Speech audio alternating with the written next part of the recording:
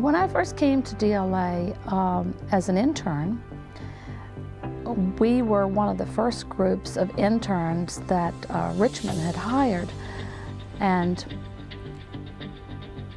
most of the women at that point in time were secretaries in the inventory control point. And so it was very unusual to have young women professionals coming in to higher grade jobs.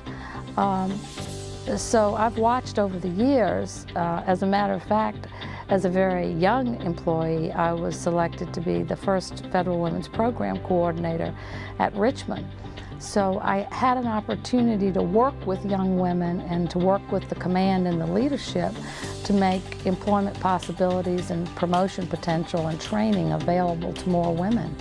And over those 39 years, I've seen how fruitful that investment was for DLA.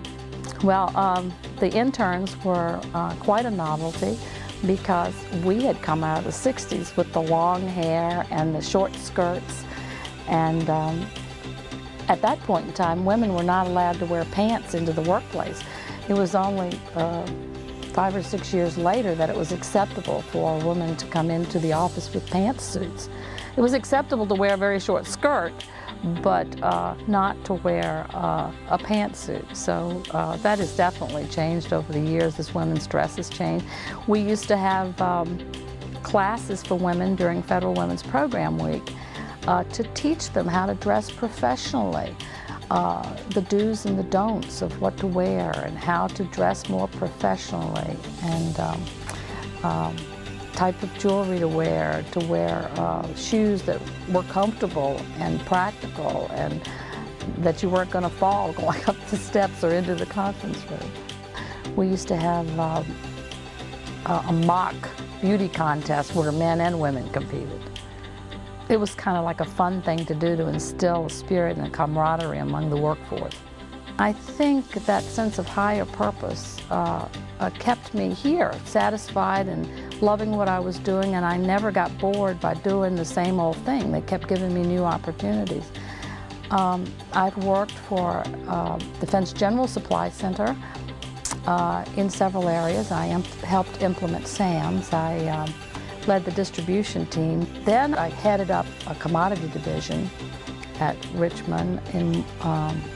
We had packaged petroleum, we had antifreeze, we had pallets, we had body bags. So we had an opportunity with, I remember the Beirut incident, being in church and hearing it over the news and getting up and leaving to go back to the Emergency Supply Operations Center to be able to provide transfer cases, human remains pouches for the soldiers that were killed in the blast in Beirut. So from there, I went overseas to work as a customer support rep, a customer assistance rep, we used to call them then.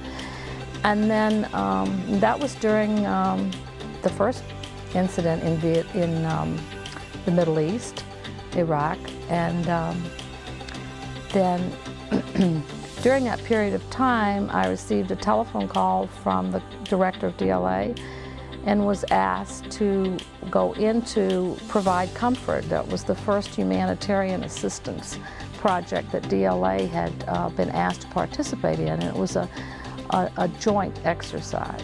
It was a pinnacle of my career because it gave me an opportunity to take everything that DLA had taught me about logistics and providing supply support and put it into real practice.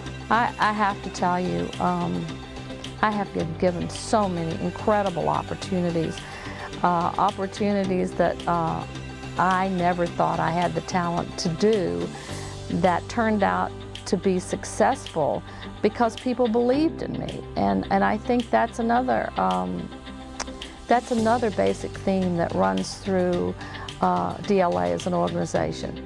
And today, we have emergency essential personnel that are serving both in Afghanistan and in Iraq. And when we had the Katrina disaster, there were people that were there to assist and became part of that cell.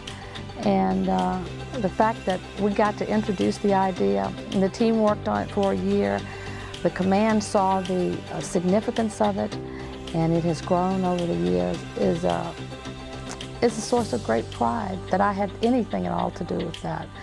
But it was what DLA does best. It lets people think out of the box.